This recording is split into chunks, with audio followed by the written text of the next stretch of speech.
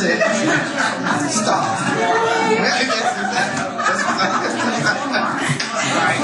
That's exactly what it is. Take him up here. Take him up.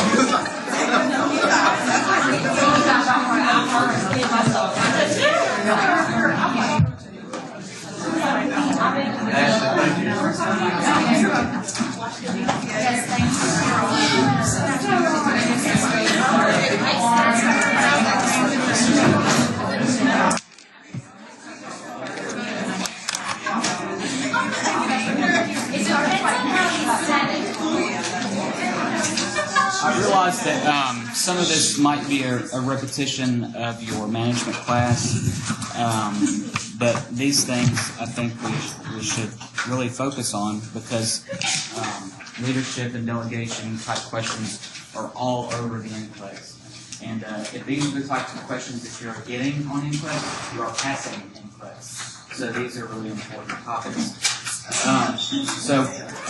We just like to reiterate these topics in this course and give you different perspectives about delegation. I think that you do those things in management, but I'll teach you a little bit differently than how to show you guys. So, speaking of leadership, you should understand the different types of leadership. So, there's an autocratic type of leadership, and this is there's one person pretty much in charge. And you need to understand that there are advantages and disadvantages to different styles of leadership. In the autocratic type of leadership, things can get done quickly, and decisions can be made fast, because only one person has to make that decision. So when fast situations or fast decisions have to be made, this could be an advantage here.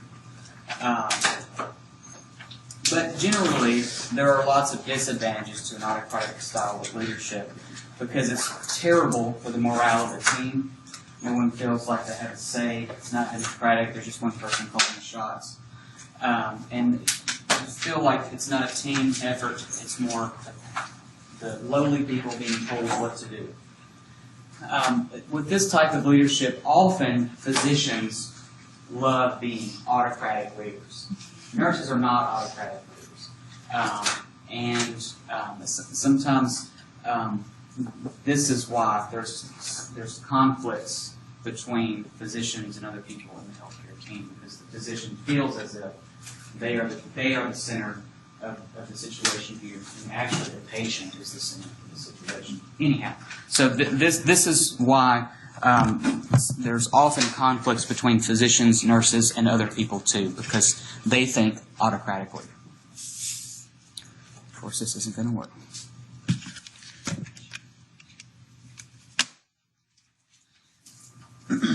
Generally, we think of a democratic style of leadership as being the most effective, because there is a leader, but then everyone has input in the decisions and the actions to be made. I think that nurses attempt to be this way as much as possible. In nursing units and things, we have the nurse manager, but also that nurse manager should have committees and councils and things like that, so that the whole team makes a decision, even if it's a thing about patient care. Especially, you would want the team deciding, because the nurse manager is separated from the bedside, and you want the input of the team to make changes with regard to policy and patient care. So again, this causes higher morale. But one thing that may not be so good about this style is that it's not as fast as authoritative. So if you need a decision made quickly, it's not going to happen as fast as an authoritative situation.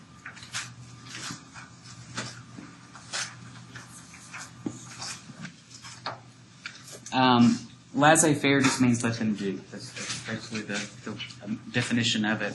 And this is where there is a leader, but that leader doesn't do a lot of leading. And that leader lets the team lead itself. This situation, this style of leadership, can have some advantages. This works really well when the team is extremely experienced when the team doesn't need a lot of leadership. So, sometimes situations, teams, whatever, will just run themselves without someone being in charge. This doesn't always work because it can cause confusion and maybe productivity could be low. Like I said, this doesn't work when the team doesn't have a lot of skill. Right?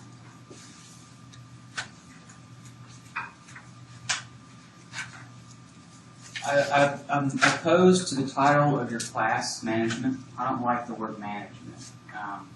Nurses, we are leaders. But when we say management, they technically mean management of a group of patients. But in that course, you're learning more about leadership. So anyway, so you should understand the difference between the words management and leadership. Leadership is a way of behaving. So leadership means that you lead by example. Management is, I think, more of a boss. Someone's in charge. This here, I like this statement. A manager does things right. The leader does the right things. Right? So the manager could get things done and do it right, but a leader does the right things.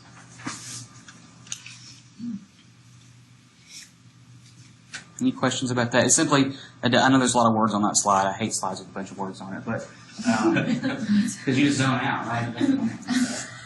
So, your friends ever send you text messages and they were really long? Just shut it off. Did you get my text? I hadn't read it yet. No. But anyway, so just understand the definition between those two words. So in healthcare, especially in two situations, between nurses and other healthcare professionals, and then also between nurses together, there is conflict. And you are going to have conflict probably from day one if you have not already experienced conflict in your clinical situations or if you've practiced already. So conflict causes a lot of stress, but usually it's miscommunication. So you have conflict. Let's say it's the physician and you call, and they are yelling at you. It's probably because you haven't conveyed properly why you are calling. You haven't conveyed the urgency that you feel that is going on with this patient. So you call and you say, my patient has a picture of it. Okay, the physician's going to get upset on the phone. Tell me more about the patient. Are they stable? What has it been? What's their viewing craft? So paint a picture. Communicate effectively so that you can reduce the risk of conflict. It's going to happen. And the first time that you call a physician to get an order or report a problem, you're going to be extremely nervous. And you're going to forget stuff. So make sure that you write down what you need to convey to that person. Because you will have conflict. All right?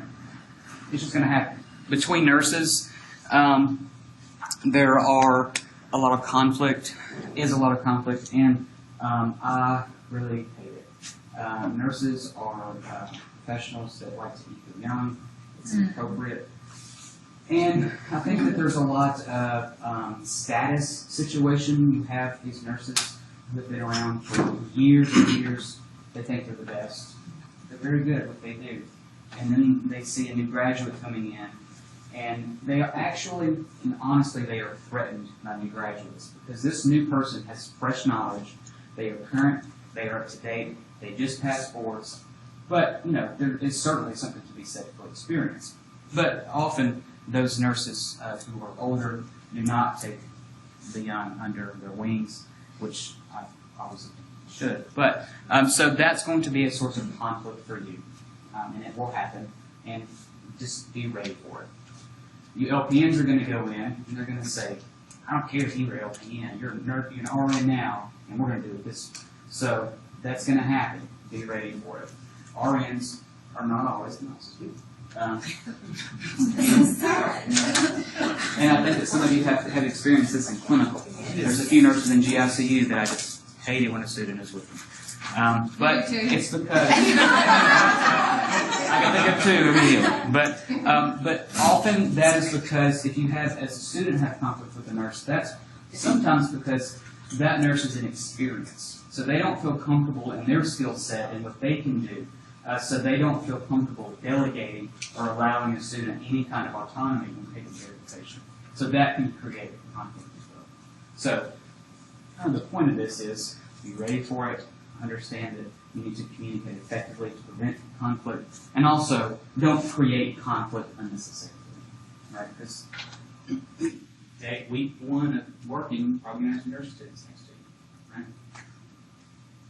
What I find so interesting is that in the fourth semester, or whatever semester, your last semester, whether you're an associate or bachelor, you were taught not to be that person. Why does it keep happening? I don't know.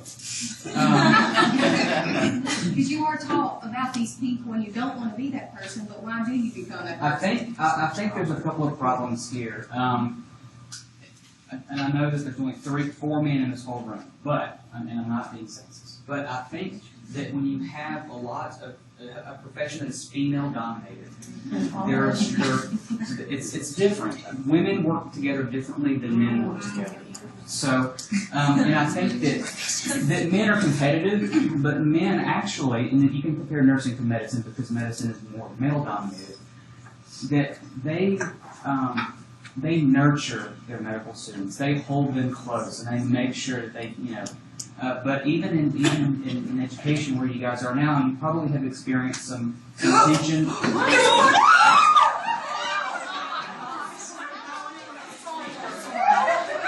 Maybe drop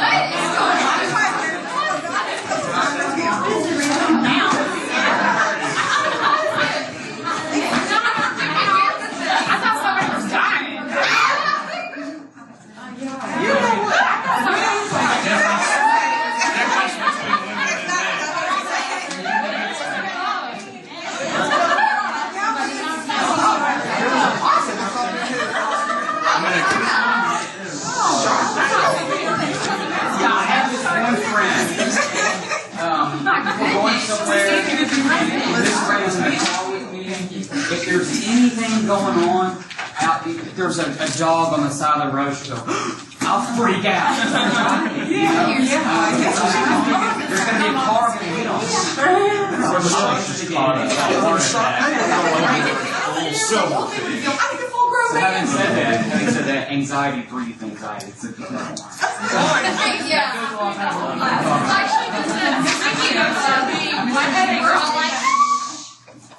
I really apologize. I think Sheriff would have jumped in and said, We're all I didn't know you was that athletic. Andrea, let's get back to what you were going to ask. We don't have a lot of time.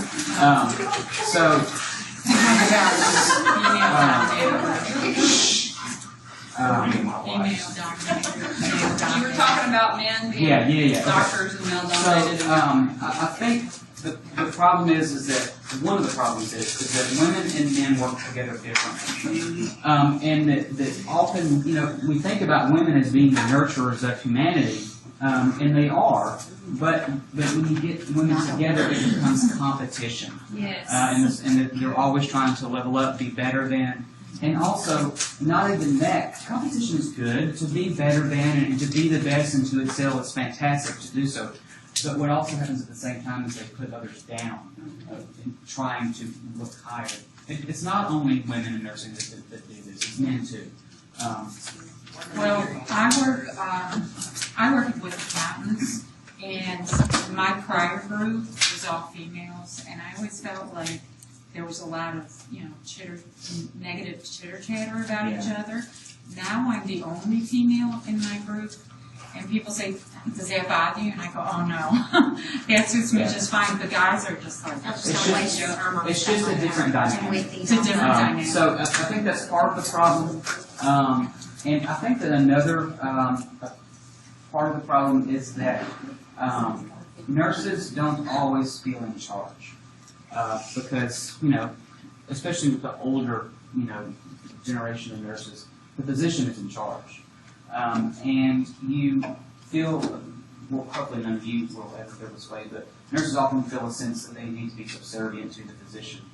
So they don't feel like that they're in charge, or they don't feel adequate to, or they feel inferior to the physician. So they feel like they're not in charge. Everybody needs to feel like they're in charge of somebody or something. I think that's natural human response. To feel like you're in charge of something, have control of something. And so who do nurses, seasoned nurses become in control of? Novice nurses and nursing students. So I think that's part of the problem too. It's a trickle-down effect. But, you just have to make a point to not badmouth anybody. If you see someone doing a central line dressing change wrong, what should you do? You should go in the room and say, I noticed this, let me help you. But what actually happens? You're doing that wrong. They well, no, that doesn't happen. Did you see how they were doing that dressing change? They're so stupid, they're probably going to get the patient sepsis. Well, you could have helped prevent that too by intervening and saying, look, I see that, you don't have your mask on and you should. Can I help you? Let's talk about it. And then not say a word to it about anybody else. That's the appropriate way to do it. That doesn't always happen. So how do you do that without scaring the inside the patient? Because now the patient looks at that nurse like, well, who's telling what you're doing?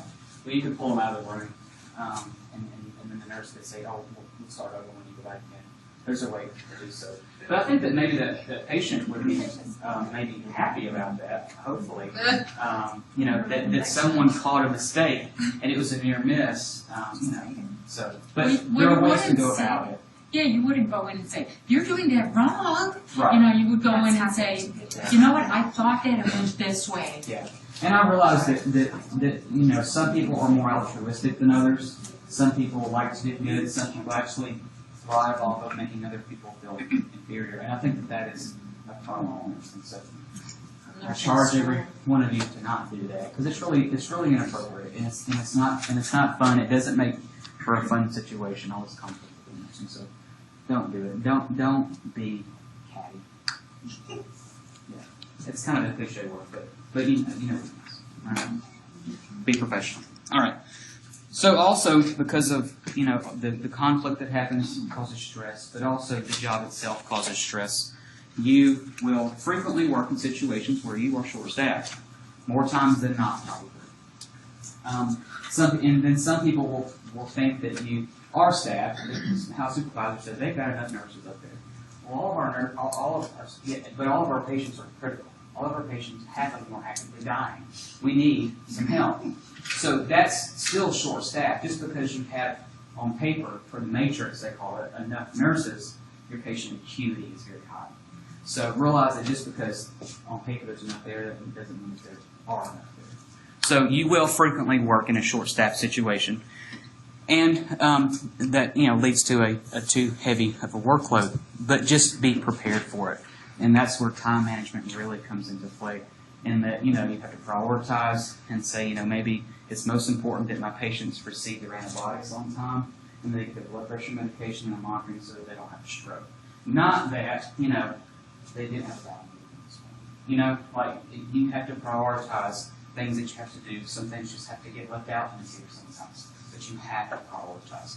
That will help you with stress. A problem for me, I was born and raised in ICU nurse. And every once in a while, you get pulled. If you work in a high acuity area, the mentality of the hospital is if you can work in ICU, you can work anywhere. If I went to work at Tina's job, I would have a nervous breakdown probably. Right? Because you know how many patients in a shift? 6. I've never, ever in my whole life taken care of 6 patients. Never. I'll give 4 because you understand that. Right. But not all facilities get that. If they pull me to PCU, give me 5 patients, I feel like I want to quit by hour 8. So realize that those things will happen to you, and you have to be ready for it and be ready to deal with that stress. All right. I think that we've kind of touched on these, and we talked about gossiping and being passive aggressive and arguing. These are obviously not effective modes of communication, but these modes of communication happen daily in healthcare facilities. So direct communication, honest, open, frank words that convey your direct meaning is what you should say. Not beat around the bush, not talk to somebody else about it. Talk to that person that you have conflict with, and don't be aggressive. We can't always get a win-win situation. We also have to keep in mind that we are charged. You all will take an oath at pinning, and in that oath you commit yourself to caring for the health of the population, so that we're not always the ones that are meant to be happy all the time. Our patients are the center of our job. We are not the center of our job. So you have to keep that in mind. So it's not always a win-win situation. If you have a conflict with another nurse, maybe, it's not always going to be win-win. So realize that our patients are the center of our job. What is all this? Quality improvement. You're going to hear things about performance improvement, quality control, things like that in the hospital, and you're going to feel very disconnected from it because you're at the bedside, and nurses at the bedside, and I'm certainly guilty for this. We always badmouth people at the top. They don't understand what we're doing here. They don't get it. They're not in here taking care of. They hadn't taken care of a patient 25 years. How do they know what's going on in this ICU now? They didn't even have automatic blood pressure machines then. So you're going to do that, and that's a normal human response to feel that way because corporations are top heavy. Us faculty here at the school are like that. Because we've got all these administrators across the street who haven't taught them forever. They don't understand that. We can't be a secretary and a faculty, but if they say, or we don't have a job. So we have to deal with those situations. So you're going to see a lot of this quality improvement stuff, and it's going to seem very disconnected from you, but you have to understand the importance of it. And all these studies and statistics that they run to make sure that we are doing things right the first time. Because in healthcare, the second time is not good enough. Right? We have to do it right the first time. What else? And obviously nurses are involved in these processes because infection control, nurses, right? So nurses often are involved with, especially the standard of care for patients. Nurses devise that. But also policies in the hospital. Nurses are in big control because you are the one that cares for the patients. You understand the process. So realize that these are all things that have to do with leadership and possibly roles that you will be in, but also participating in it. And don't just shrug it off as something stupid that somebody at the top thought of.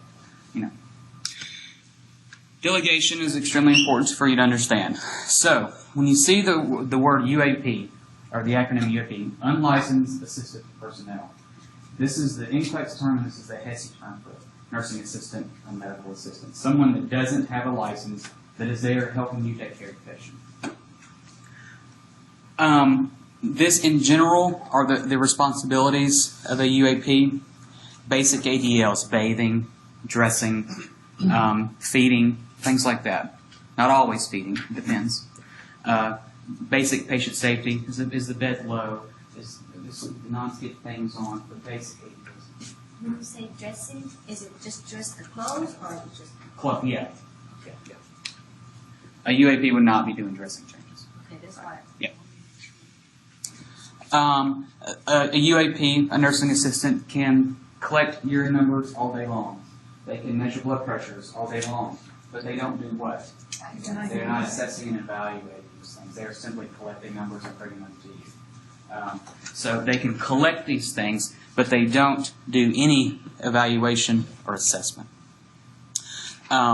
So charting, in some facilities, some units, your nursing assistants will chart, and it's really nice when they do so, because you don't have to physically go in and put those numbers in. But you have to keep in mind that as the RN, you are responsible for looking at those numbers that have been put in. If you put in you and look at them, they might as well not have ever been done.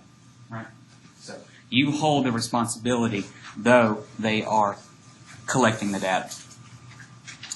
Remember this, UAPs don't drink tea. They do not teach, evaluate, or assess.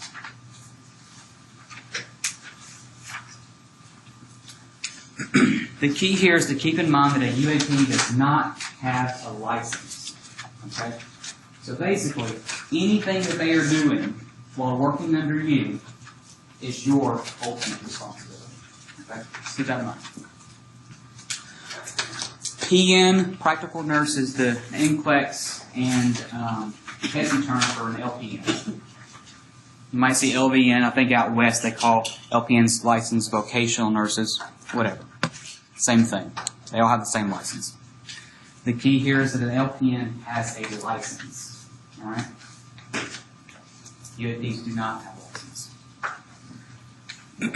So therefore, because the LPN has a license, that nurse has responsibility. They assess, they care for patients, they provide care. But in general, we think about when assigning patients to LPNs, we assign them the most stable patients, the patients who are not changing, the patients that do not need advanced assessment. They also do not assess new patients. So, for instance, if a patient is admitted from the ER to the floor and it's assigned to an LPN, that's okay. That nurse can take a report, patient receives the patient, but the RN is also at the bedside doing the first physical assessment, and they document that. They do the health history and all that. The RN does. The LPN can take care of them, but that LPN does not do the initial assessment. All right. When I worked on the orthopedic floor, the medical wear and foundations, there's 14 rooms in that little pod, and there was one RN for 7 and an LPN for the other 7, and they each had an MA. Right. Well, so then the RN has to do every initial assessment?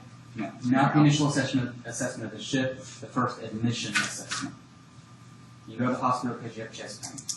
The first nurse that will assess you is an RN.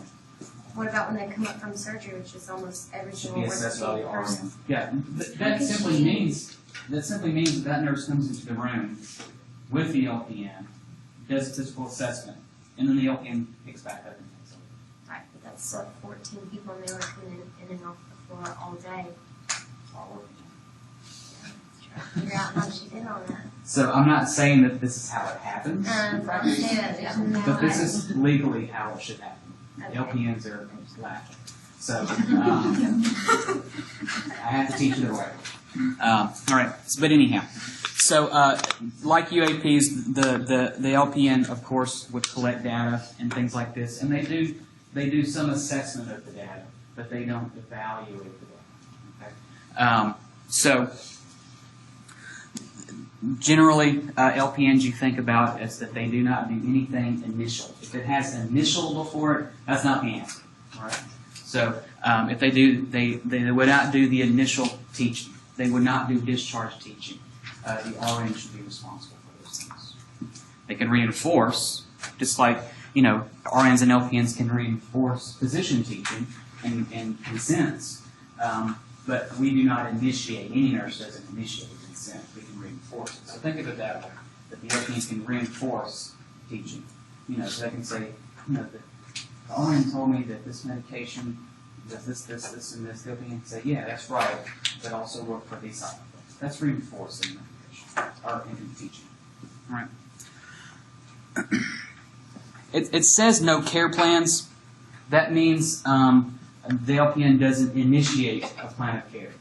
The LPN is involved in the plan of care, has input in the plan of care, and also can revise the plan of care. As they go along, they can change things here and there. But the LPN is not going to come up with the initial plan of care.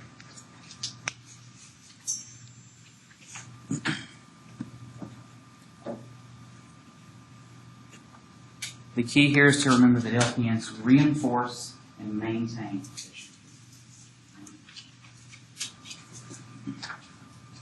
But also keep in mind that an LPN has a license. Okay.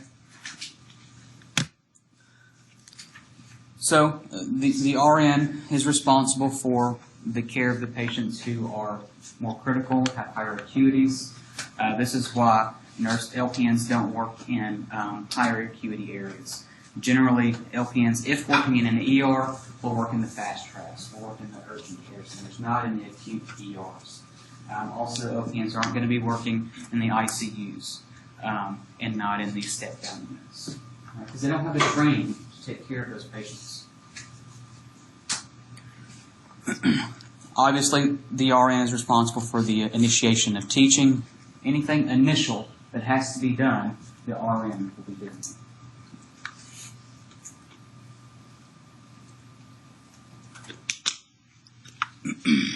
All right.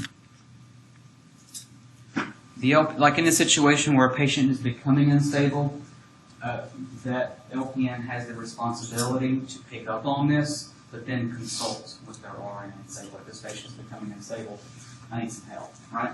That LPN wouldn't take this on. And I think, I've never been an LPN, I've really never worked with LPNs, but I would think that LPNs take advantage of this and say, look, this is beyond my scope of practice. I was taught to not take this on and to consult with my RN. And I think that most LPNs do that because as an RN, you don't want to take on any responsibility that you're not supposed to because you don't know how to do it, you're going to hurt somebody, and you don't have to have the responsibility. Why do it, right?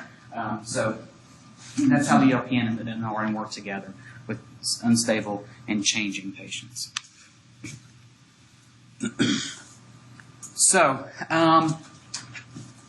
delegation means to have someone else do something, but also realize that when a task is delegated to someone, that the RN still holds accountability for that delegation. So if you delegate to the UAP to go take 10 patients for science, that's okay. But you don't know that assistant is competent to do so, then that would be irresponsible. Because chances are you're going to have a patient over here that weighs 80 pounds. You're going to have a patient in room 5 that weighs 300 pounds. And then you see the nursing assistant going through and using the same blood pressure cuff on all of them. Chances are that nursing assistant's getting some wrong readings, right? Because you just changed the size of the cuff. If it's too big, it's going to read low. If it's too small, it's going to read high. So you have to assure that the patient has been trained to do so. So realize the right task that you are delegating the right thing to someone. So it would be inappropriate to delegate to a UAP evaluation of a set of bloods, right? That's inappropriate. That's the wrong task. The right situation or circumstance. So in some situations you would not delegate, and in some situations you would. I keep saying vital signs, but in the patient who is stable, you might ask the UAP to take a pulse, But in the patient who is unstable and is about to code, you not say, go check the pulses. No, you, the RN, are going to go do that task, okay? So the right situation, circumstance. Make sure that you are delegating to the right person, and that person that you are delegating to has an open line of communication with you. So even if, you need to go on break, you have to sit down in 6 hours, haven't eaten 8, and you need to go sit down and have a cup of coffee, right?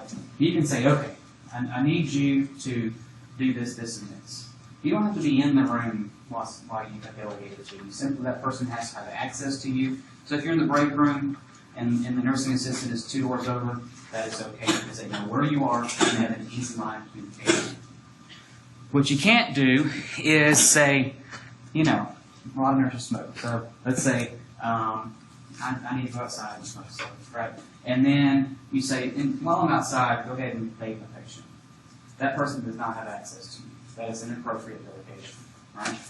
So you have to have access to that person, direct line of communication.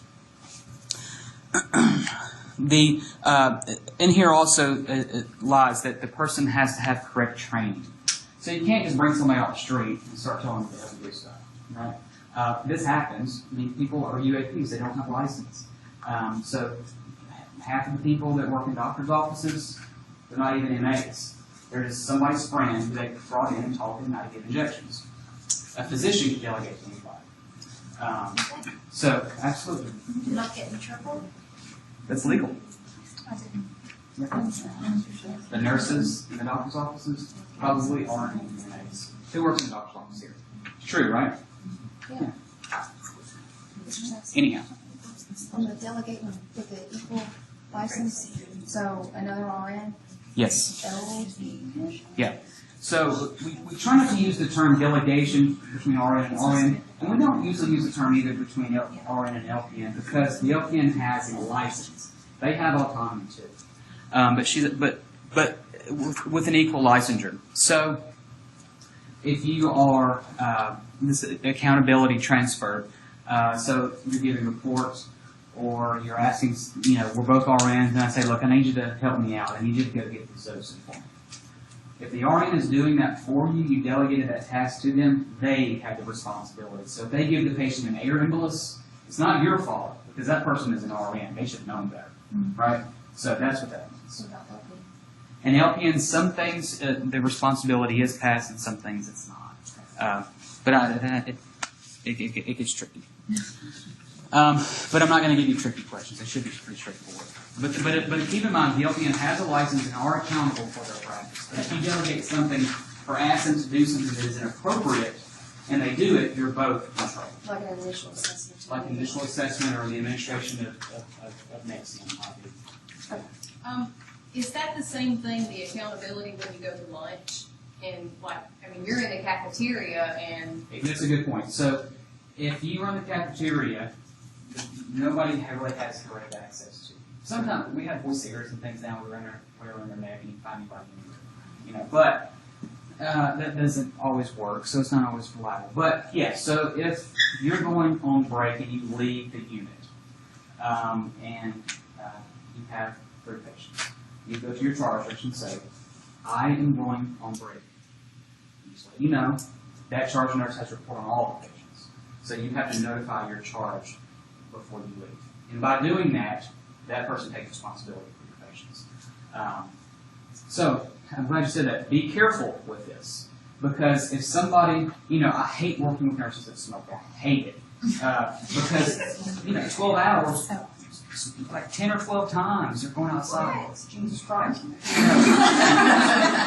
Well, and then, then they say, I'm going downstairs, watch the patients. And you say, okay, you have taken over responsibility of those patients, whether you realize it or not. So if I watch somebody's patients, I make them give me a report. And if they don't want to give me a report, I don't watch your patients. And sometimes that deters them from actually leaving me, well, I guess I can do that now. Because I don't really want responsibility for 6 patients. I've already got my own 3, and it's the ICU, right? They can't just get a stat nicotine pass. Exactly.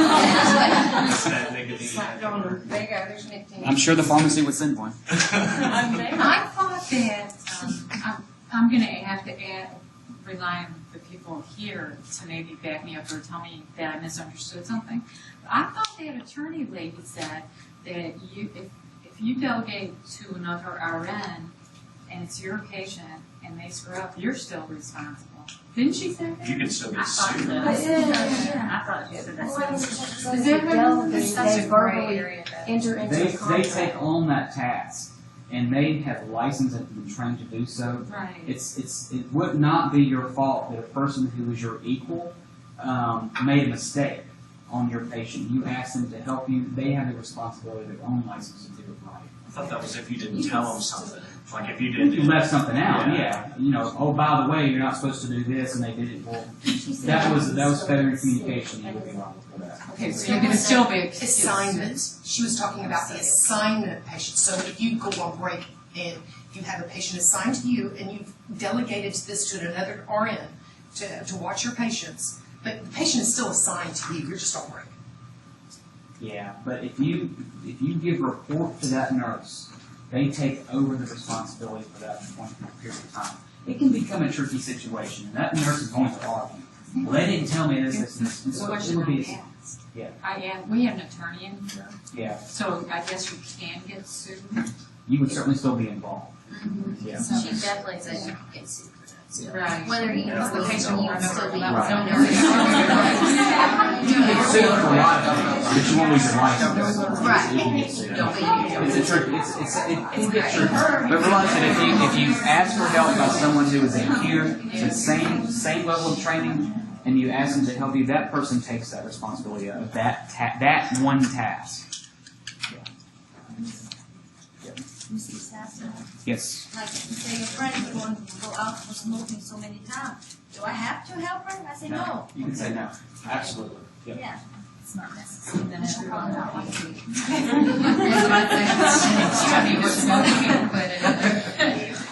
And I can say, look, I'm going to be in my room for 45 minutes. I can't watch it. Yeah. if he or she continue to smoke it, I mean, he or she abandon the patient? If you tell that nurse, no, I cannot watch your patients, they go anyway, something happens, they've abandoned their patients. Okay, will I take? You would have a moral responsibility and ethical responsibility to step in and intervene if a patient becomes unsafe. You can't just say, I don't know where they are, blood pressure 60 over. That would be negligent. Yeah. But if something happens to their patients and you do not know they're leaving, you didn't report, you wouldn't be responsible. Somebody would probably try to pull you into deposition because you were on the unit that day, sure, but you're not going to leave the license.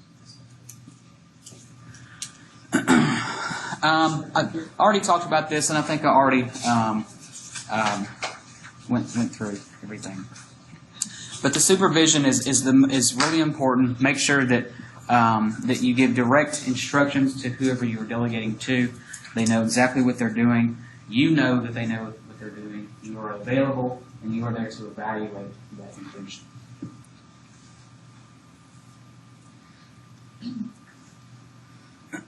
So a little bit about prioritization. These are some it's just kind of like terminology. But realize that, life before limb. But also realize that vision holds a very high priority. So if a patient comes in, they've had something in their eyes, they're going straight back in the emergency room. Like that is a high priority. Vision is very high priority. If the patient's broken their arm, that person probably thinks that they are the highest priority because they're in a lot of pain. But the person who's in the highest priority is actually the person with chest pain, with shortness of breath.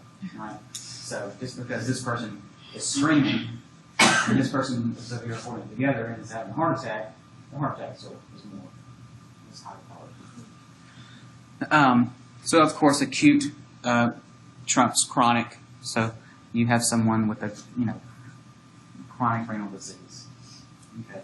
But you have someone coming in who's in acute renal failure or has acute kidney injury, then that person would that's simple because of the names of diseases. But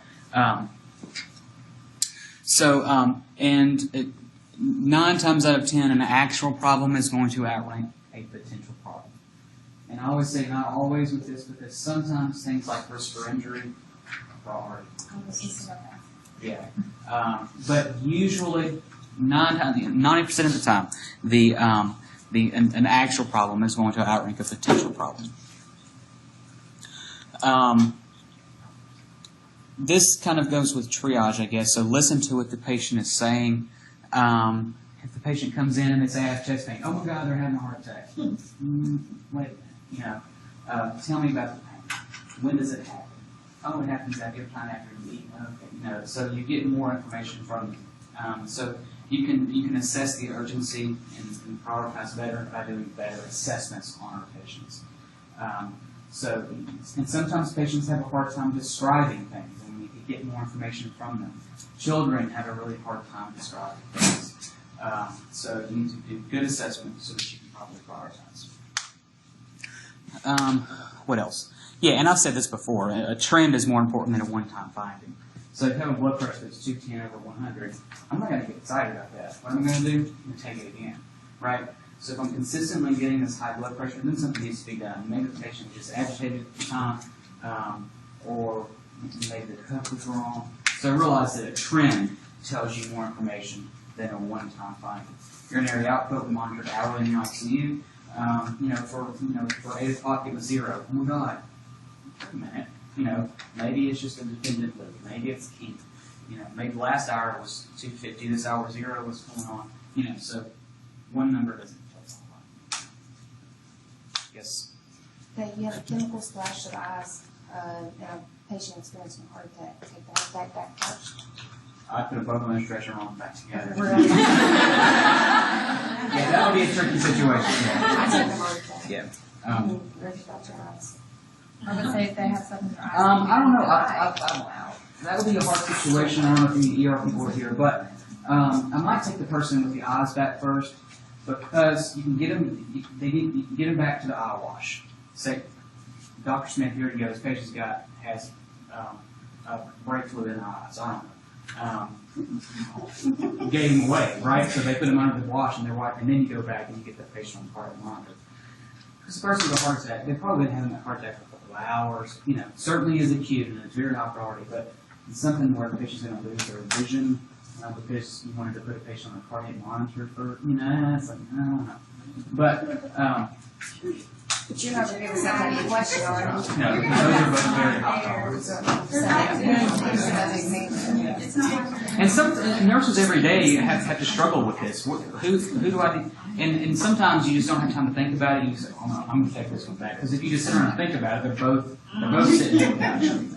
So you know, and you always have help. It's not just you.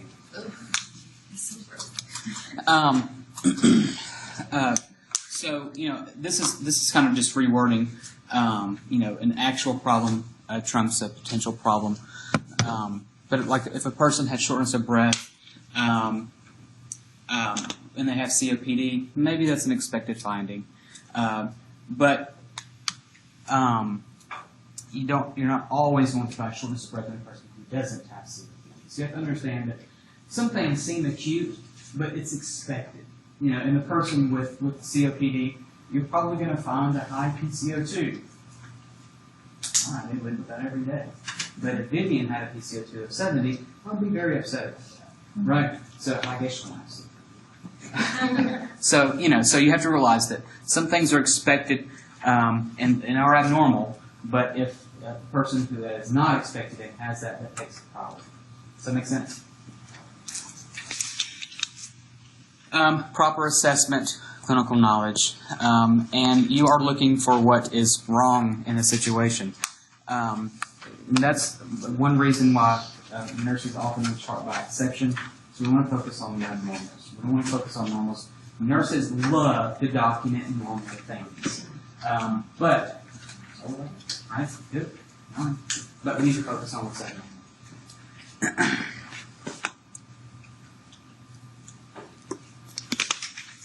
If you are unsure, unclear, don't know what's going on, what do you do?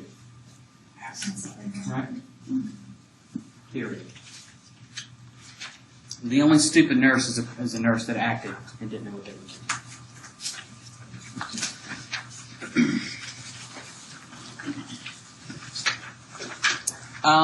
These are just some prioritization examples. So these would be the higher priorities: airway, breathing, circulation. So the airway is generally going to be your number one priority if you have to compare problems. What else? Pain is a high priority, but it would not trump a person who is in respiratory distress. But chest pain would trump someone who had abdominal pain, right? So you have to assess for the severity of the complaint and decide which is higher. If you had a couple of patients and they both had low blood sugars, and then you had other patients who had high blood sugars, which one is priority? Low blood sugar, right? So you have to be able to understand what is going on, so that you can prioritize these problems. So these are some examples in here for you to look at. Let's do this. I'm probably not going to finish, but that's okay. Another thing about delegation is that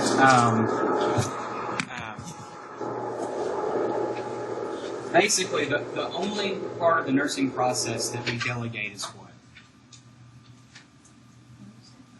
The only part of the nursing process that we delegate is what? Intervention. Right. You're not going to delegate to someone to go assess. You might say, well, when the LPN assesses, we delegate that. We don't delegate assessment to the LPN. The LPN has a license and assesses under his or her own license. We don't delegate planning. We don't delegate evaluation. Right? We delegate intervention actions.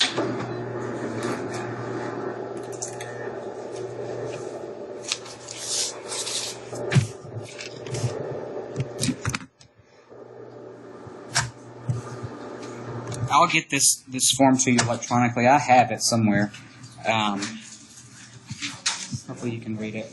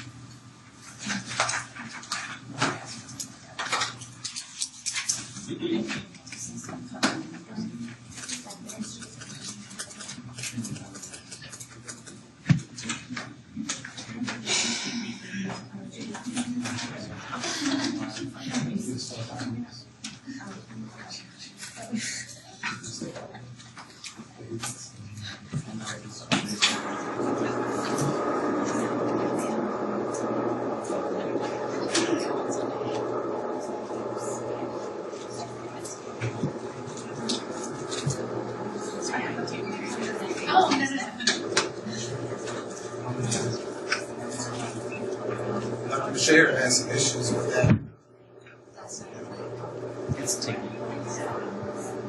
I'll send this form to you. I think that it's pretty good, but it's kind of like a little algorithm with delegation.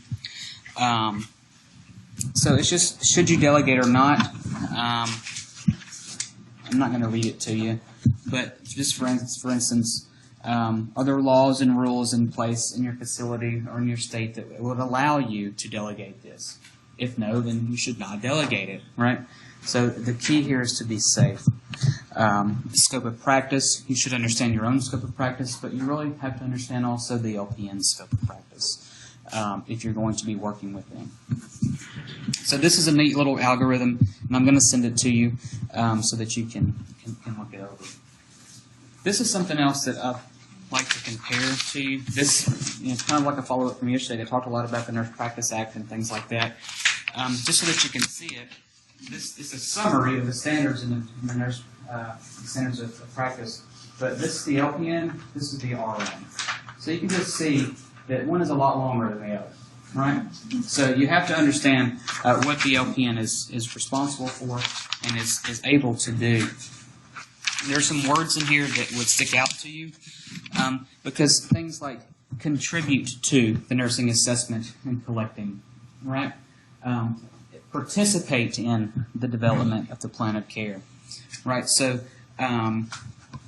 these things you can understand that you see that the role of the LPN is to contribute to, but they are not ultimately responsible for this patient's total plan of care, all right? So you see these words like contribute, all right? Seek resources for patients. In the RN's Practice Act, this is just a summary of it. The Practice Act is actually many, many, many pages long. But this is to conduct and document nursing assessments, establish, develop, right? Establish, okay? Evaluate. So you see that those words are there. So you can understand, maybe by those words, the differences between the actions of the LPN and the RN. Right. Well, implement, where do you see implement? Number 4. Yeah. Yeah, either directly or by delegation. That's probably not going to be in the LPN's statement there. But the RN certainly implements, so.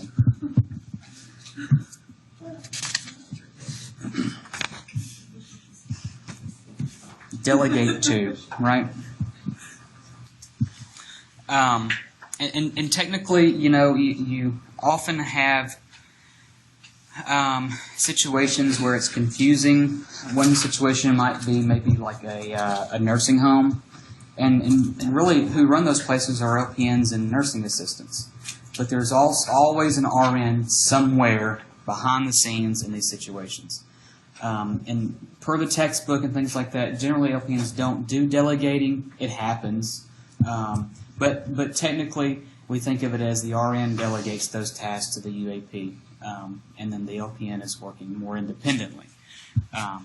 So another thing that's important to understand about working with LPNs is that in general, for your testing purposes and what you're going to see on NCLEX and HESI, LPNs don't mess with IVs. So they can often initiate an IV, but then can't really do anything with it. So just realize that, in general, lots of LPNs have extra training to do IV therapy, but in general, for your testing purposes, the RN is responsible for IV therapy.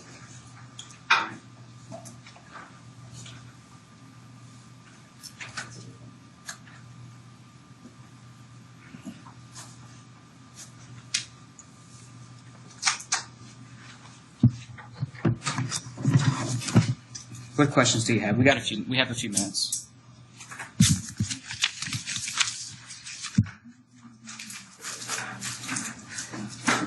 back to that HESI question on the, the HESI review book. There was a particular question on the answer, and it was an LPN question about delegation to the RN, and it gave appropriate delegation as the LPN handling patients, and it gave practice. And the one, it said that you were allowed to delegate to the patient, or the LPN was an older patient with pneumonia and meningitis, and the other patient was a pregnant lady who had, one of them was like really, you wouldn't give it to her, a child that was having seizures, and then another patient had bacterial meningitis. Like, are we going to see a lot of those? Yeah, I'm glad that you mentioned that. So, other very high level questions are assignment questions. So if you'll have questions on the next exam that will say, the RN is working with an LPN and a UAP. Which of these patients would be most appropriate to assign to the LPN? You have to be able to decide that. And I've told you the background, and the ones that are the most stable, that are not changing, hopefully. So you mentioned something about a pregnant patient. Remember that a woman in labor is considered unstable. I think it's silly to think that, but her testing that is considered unstable, and RN should be present for the delivery of a child.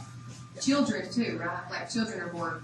Children can change faster. Yeah. So generally, but if it's a child that is stable, it's different. So. But usually you're not going to have a situation to where you're going to be assigning adult and kids to one person at the same time. Sometimes it might happen, maybe in an ER somewhere, but it's unlikely. But yeah, you're right. Kids will become unstable much faster and can change much quicker, especially with fluid volume status. So be able to understand who gets the assignment, who should the RN focus on, who should the LPN focus on. So, and in general, it's the person that is the least acute and the most stable that the LPN will take care of. What else?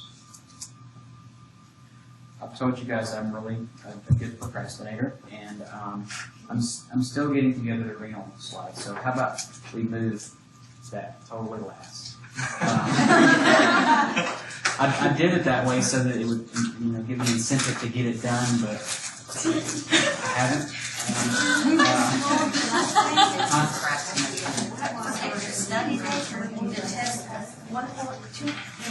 No. I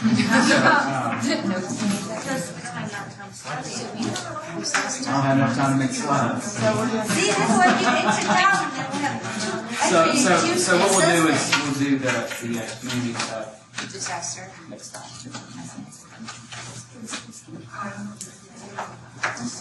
Y'all talk to Heather if you haven't already after class.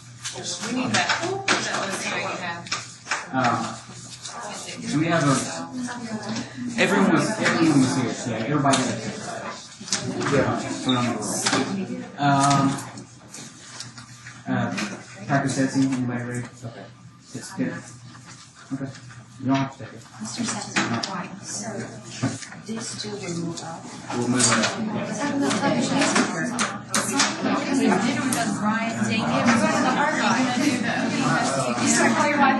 I'll figure out when I'm going to do it. Yeah. All right.